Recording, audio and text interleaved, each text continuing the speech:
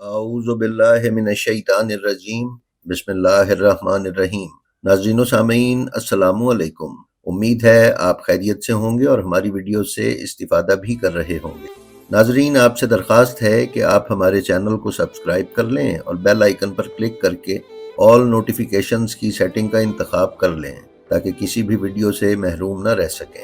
नाज़रीन, आज की ये वीडियो यमन के फ़िरक़ा ज़ैदिया पर मालूमात आपकी खिदमत में पेश करेगी। तो आइए चलते हैं अपनी आज की वीडियो पर। नाज़रीन, इस वक्त भी फ़िरक़ा ज़ैदिया का मरकज़ यमन है।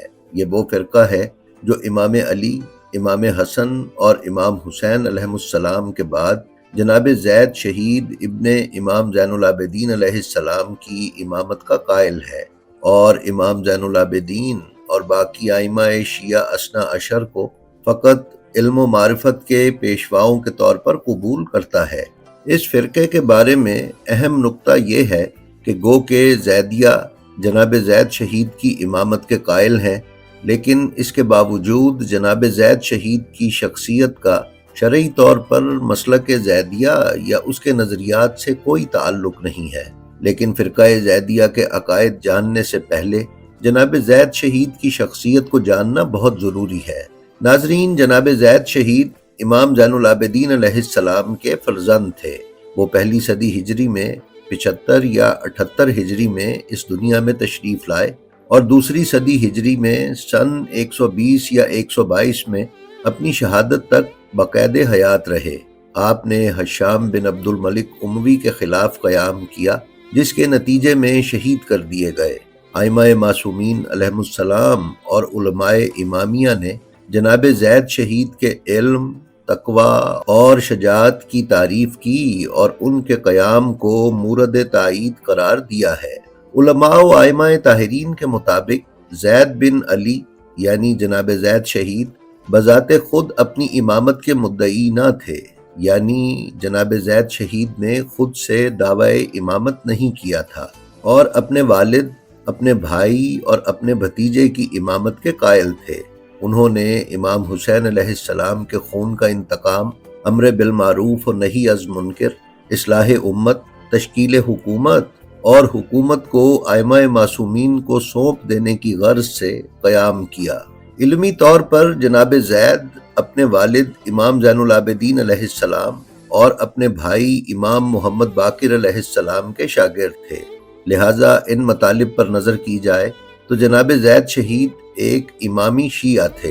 किताब किफ़ायतुल असर में ख़िज़ार कुम्मी जनाब ज़ैद शहीद का आइमाए इमामिया पर एतक़ाद रखने का नज़रिया वाज़े करने के बाद कहते हैं कि जनाब ज़ैद का क़याम अम्र बिल मारूफ और नही अज़ मुनकर की गर्ज से था, ना कि इमाम जाफ़र सादिक अलैहिस्सलाम की मुखालिफत की गर्ज से। लेकिन चूँकि इमाम सादिक ने एलानिया तौर पर क़याम नहीं किया और जनाब ज़ैद ने जिहाद बिल सैफ किया, इसलिए एक गिरोह यानी ज़ैदिया ने खुद से ये ख्याल कर लिया कि इन दोनों के दरमियान कोई इख्तलाफ पाया जाता है। नतीजतन इस अकीदे के साथ कि इमाम पर क़याम करना लाजिम है, उन्होंने जनाब ज़ैद को अपना इमाम तसव्वुर कर लिया और इमाम सादिक अलैहिस्सलाम की इमामत के मुनकिर हो गए। इसके बाद ख़िज़ार कुम्मी इमाम सादिक अलैहिस्सलाम से नकल करते हैं कि आपने फरमाया कि अगर ज़ैद कामयाब हो जाते तो अपने वादे को पूरा करते और हुकूमत को इमाम के सुपुर्द कर देते। उनके इस क़याम का मकसद आले मोहम्मद की रज़ा था। नाज़रीन, आने वाले अदवार में ज़ैदिया में भी मुख्तलिफ नज़रियात और फ़िरक़ों ने जन्म लिया और ज़ैदिया की कई शाखें मारिज़ वजूद में आईं। ताहम ज़ैदिया इमाम अली को रसूलुल्लाह सल्लल्लाहु अलैहि वसल्लम के बाद सबसे अफजल मानते हैं, लेकिन साथ ही साथ शेखैन की खिलाफत को भी शरई खिलाफत जानते हैं। उनके यहाँ इसकी दलील अफजल के मौजूद होते हुए भी मफजूल की खिलाफत का जवाज़ है। फ़िरक़ो मज़ाहिब की किताबों में उलमाए अहले सुन्नत इस अकीदे की हज़रत ज़ैद से निस्बत देते हैं और इसकी दलील वो मतालिब हैं जो बाज़ तारीख़ी किताबों में नकल हुए हैं।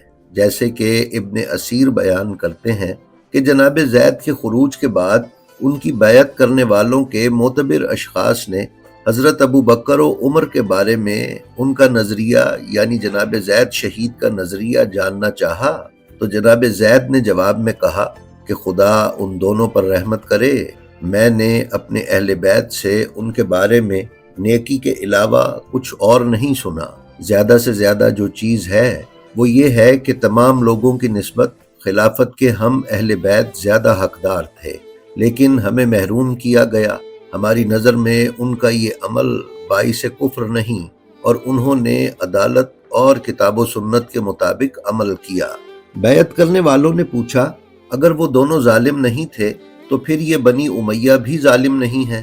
تو جناب زید نے جواب میں کہا یہ یعنی بنی امیہ ان دو کی طرح نہیں ہے، یہ ہم پر، تم پر اور خود پر ظلم کرتے ہیں، اور میں تمہیں کتاب خدا، پیغمبر اکرم صلی اللہ علیہ وآلہ وسلم کی سنتوں کے احیاء اور بدعتوں کو ختم کرنے کی طرف دعوت دیتا ہوں۔ اگر قبول کرو گے تو سعادت سے ہمکنار ہوگے، ورنہ میں تمہارا وکیل اور سرپرست نہیں ہوں۔ ان کے اس نظریے کی وجہ سے ایک گروہ جناب زید سے جدا ہو گیا اور ان کی بیعت کو توڑ ڈالا۔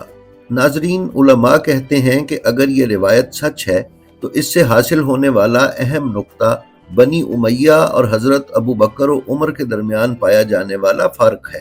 اس روایت میں جناب زید خلافت کو اپنے خاندان کا حق سمجھتے ہیں اور امام علی کو خلافت سے محروم کرنے کو باعث کفر نہیں جانتے۔ معلوم ہوتا ہے کہ ان جوابات سے جناب زید کا اصل مقصد یہ تھا کہ اس وقت بنو امیہ کے خلاف جناب زید شہید کی پیدا کردہ قیام و جہاد کی فضا میں دوسرے اختلافی مسائل بیان نہ کیے جائیں۔ وہ چاہتے تھے کہ بنو امیہ کا پہلے دو خلفاء سے صاف فرق بیان کر کے بنو امیہ کے خلاف اپنے قیام کی وجہ پیش کریں۔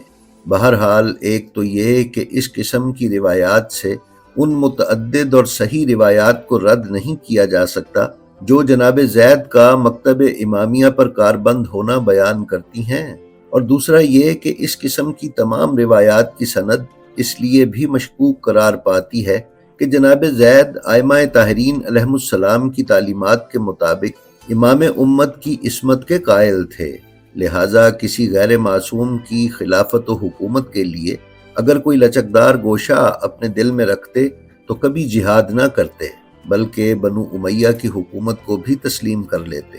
جناب زید کے بعد ان کے سیاسی پیروکاروں میں سے ایسے علماء پیدا ہوئے جنہوں نے زیدیہ فرقہ تشکیل دیا اور اس کے عقائد و احکام بیان کیے، اور اس طرح فرقہ زیدیہ وجود میں آ گیا۔ اگرچہ علماء زیدیہ جناب زید کی علمی سیرت اور تحریرات کی جانب توجہ رکھتے تھے، لیکن ان پر عقائد میں معتزلہ اور فقہ میں مکتب حضرت ابو حنیفہ کا اثر غالب رہا۔ امامت کے بارے میں زیدیہ کا عقیدہ یہ ہے کہ وہ فقط 3 اماموں کو منصوص من اللہ مانتے ہیں۔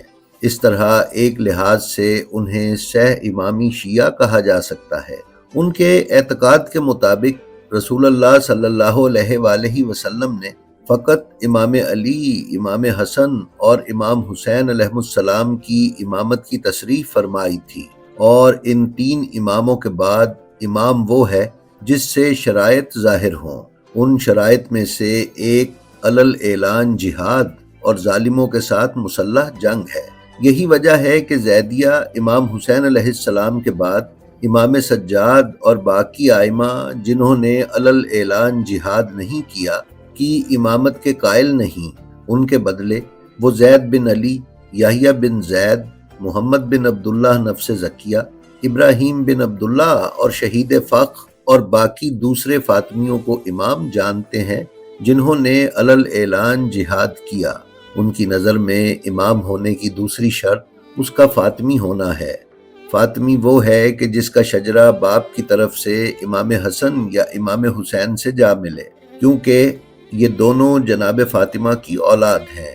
دین کے بارے میں علم و معرفت اور شجاعت بھی ان کے یہاں شرائط امامت میں سے ہے۔ ناظرین، تاریخ میں زیدیہ کی مختلف شاخوں اور نظریات کی تعداد 17 تک بیان کی گئی ہے، جبکہ ان کے 3 بڑے فرقوں کو اہم جانا گیا ہے۔ یہ 3 فرقے سلیمانیہ، صالحیہ اور جارودیہ ہیں۔ پھر ان 3 شاخوں سے آگے کئی شاخیں وجود میں آئیں، جن میں قاسمیہ، ہادویہ، ناصریہ، صباحیہ، عقبیہ، نعیمیہ اور یعقوبیہ وغیرہ ہیں۔ شہرستانی لکھتے ہیں کہ زیدیہ اصول دین میں معتزلہ کی پیروی کرتے ہیں، جبکہ زیادہ تر فروعات میں حضرت ابو حنیفہ کی، اور کچھ فروعات میں شافعی اور شیعہ کی تقلید کرتے ہیں۔ مورخ بغدادی کے مطابق زیدیہ کے تینوں فرقے خوارج کی طرح معتقد ہیں کہ گناہ کبیرہ کا ارتکاب کرنے والا ہمیشہ آتش جہنم میں رہے گا۔ زیدیہ کی قدیم ترین فقہی کتابیں مجموع الحدیث اور مجموع الفقہ ہیں۔ ان دونوں مجموعوں کو ملا کر مجموعی طور پر مجموع الکبیر کہا جاتا ہے۔ یہ اذان میں حیا علی خیر العمل کہتے ہیں، جوتوں پر مسح کرنے کو جائز قرار دیتے ہیں، متاع پر اعتقاد نہیں رکھتے اور اہل کتاب کا ذبیحہ کھا لیتے ہیں، امر بالمعروف اور نہی از منکر کو واجب سمجھتے ہیں، اور اس عقیدے کی بنیاد پر کہتے ہیں کہ جس سرزمین میں گناہ کی نمائش ہوتی ہو اور علل اعلان گناہ کا ارتکاب کیا جاتا ہو، وہاں سے ہجرت کرنا اور ایسی سرزمین کی طرف جانا کہ جہاں گناہ نہ ہو واجب ہے۔ اسی طرح یہ فقہی احکام کے استنباط میں قیاس کو بروئے کار لاتے ہیں۔ ناظرین، زیدیہ مراکش ایران کے علاقے تبرستان، جو اب موجودہ صوبہ مازندران پر مشتمل ہے، اور یمن میں اپنی حکومتیں بنانے میں کامیاب ہوئے۔ ان میں سب سے زیادہ قائم رہنے والی حکومت یمن میں قائم ہوئی، جسے سن 288 ہجری میں امام حسن مجتبی علیہ السلام کے پڑپوتے یحییٰ بن حسین بن قاسم نے قائم کیا۔ یحییٰ کا لقب الہادی الی الحق تھا، اور یہ حکومت 1960 کی فوجی بغاوت تک قائم رہی۔ پھر 1962 میں یمن میں جمہوری حکومت تشکیل پا گئی، اور یوں یمن میں زیدی امامی حکومت کا خاتمہ ہو گیا۔ آج بھی زیدیہ کا اہم ترین مرکز اور مقام یمن ہی ہے۔